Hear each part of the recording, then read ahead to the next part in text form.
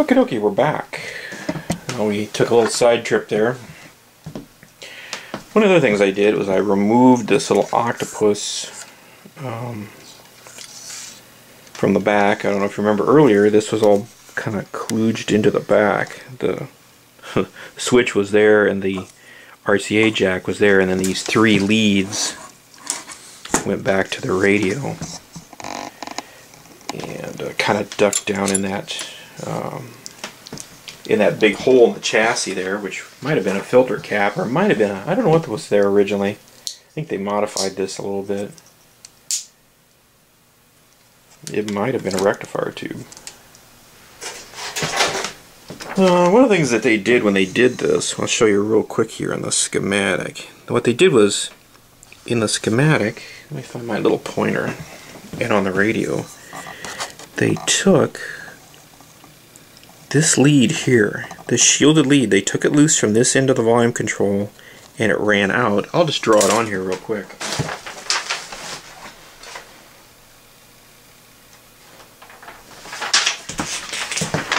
And they cut that loose.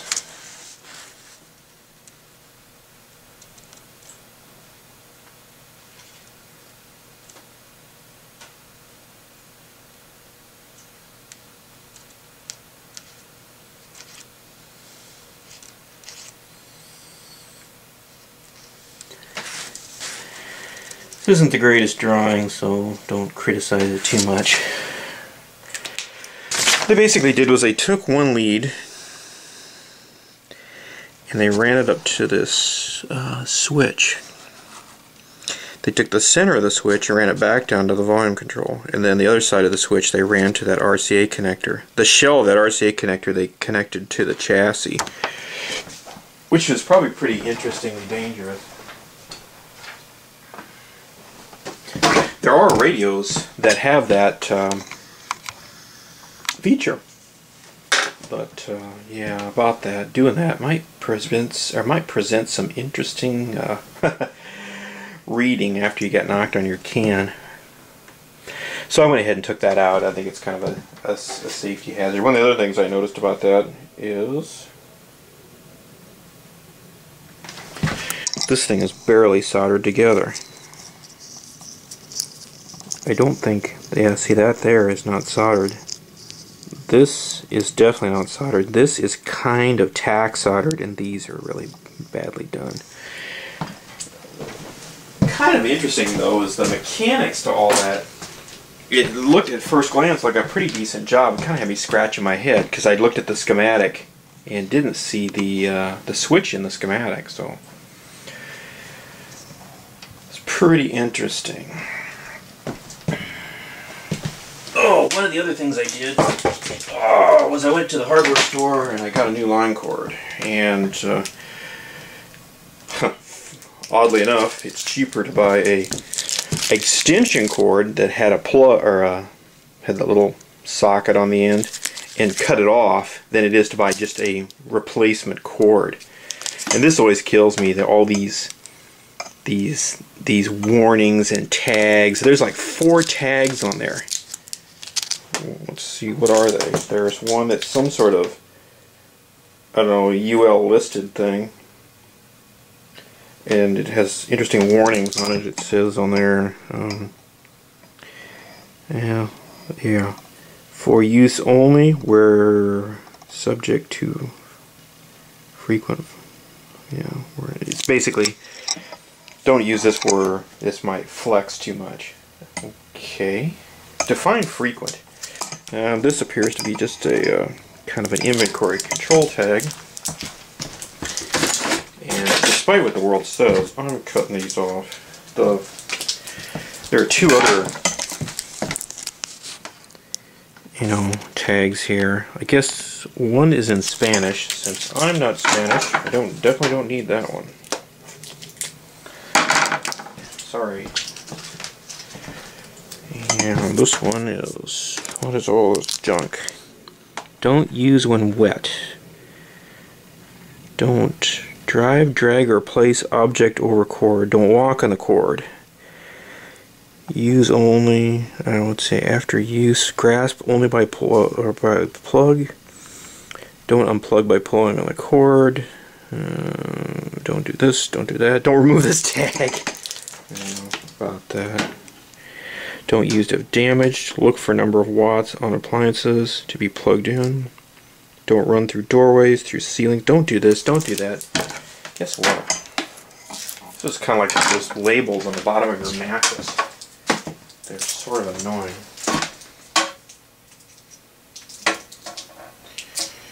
We really have an issue with our modern society where we seem to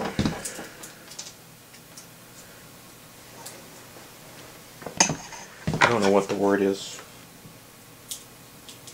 Try and we apparently have run out of big issues to be concerned about because we're sure worried about some very small issues nowadays. And electrical safety, don't get me wrong, electrical safety is not a small issue, but I think educating people is more important than holding their hand. You know, are there warnings about going outside? Not yet, but give it some time. Well, one of the things we're going to do here is I'm going to go ahead and this cord. And what I've done here is I've just stripped that back a tiny bit. I'll get out the little solder iron.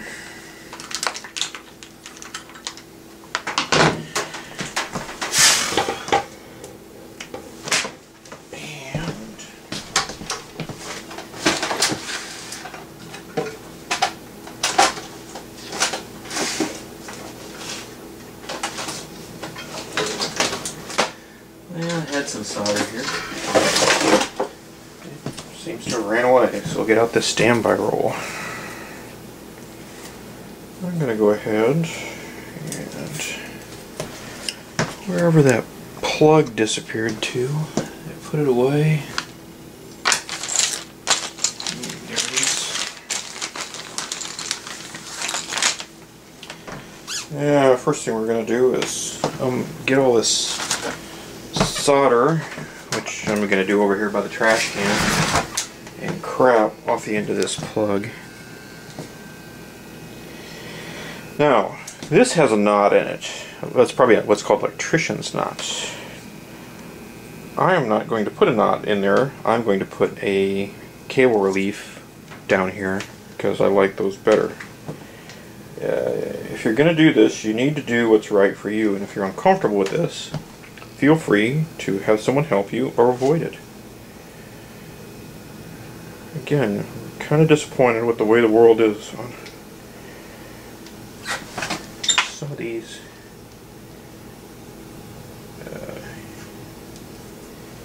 issues. I guess they are.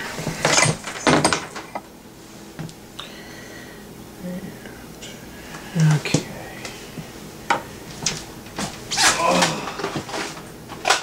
Tools seem to vaporize. Apparently the grandkids have been over here playing again. That's okay.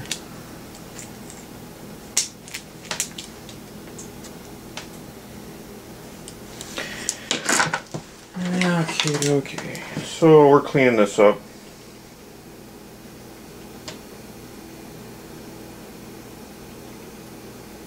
And remember, this plug needs to be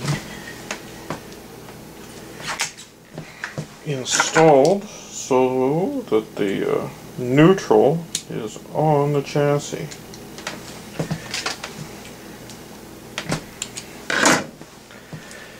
Sorry this isn't terribly interesting. I guess I could do it over here and you could be amazed at my ability to unsolder something. Yippee skippy. We're just cleaning that baby up. Basically what I'm going to do is I'm going to heat that up, get it good molten, and give it a big flick on the trash can. And wiggle the cord while it's still hot. Yep. And that little knot of electrical wire just come right off. Okie dokie. You need to find out which side of the chassis is hot.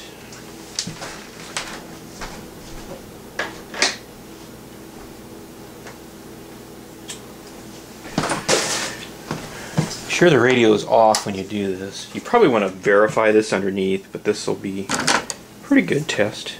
Go ahead and clamp onto the chassis, and this meter is in the continuity mode, so it makes a beeping noise.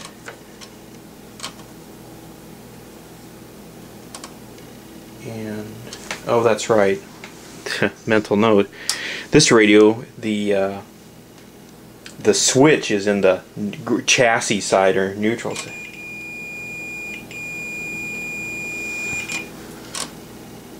Okay, so this small pin on the right side here toward us is hooked to the chassis. That's a little bit of a, kind of a, I don't know, I guess I perceive that as a kind of a no-no. A little rewiring might be in order. Another thing that might be good is to put a fuse in all this. So what we'll do here is we'll just put a little bit of solder on these.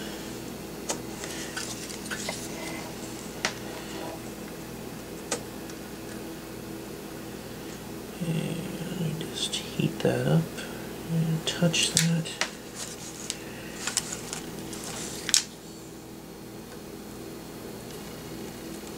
Okay. So I've done what's called tinning, where you kind of tin the ends. Remember, we wanted the small side. Interesting. Or actually the big side. Sorry about that. Okay. I don't remember. Let's just check. I'm sure it was toward the camera. That's what happens when you talk and chew gum at the same time.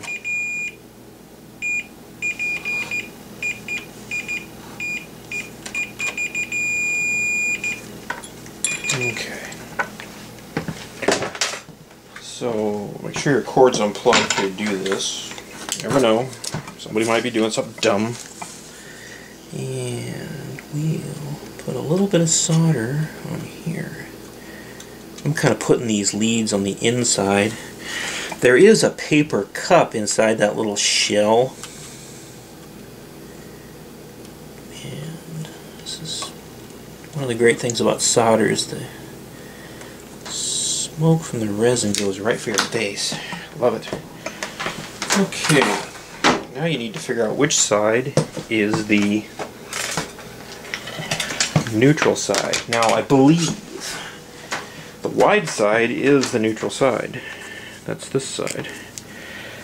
I believe that in the electrical cord industry world there is a kind of a standard, and they've made an attempt to follow this, but I would check it because you never know who might have made your line cord, and it might have come from some scary place. Well, it's a little tough to see. One side of the cord is smooth, that's the hot side. The other side is what they call ribbed, see it there? That is the neutral side. Now, again, I would strongly suggest you check that before you go plug that in.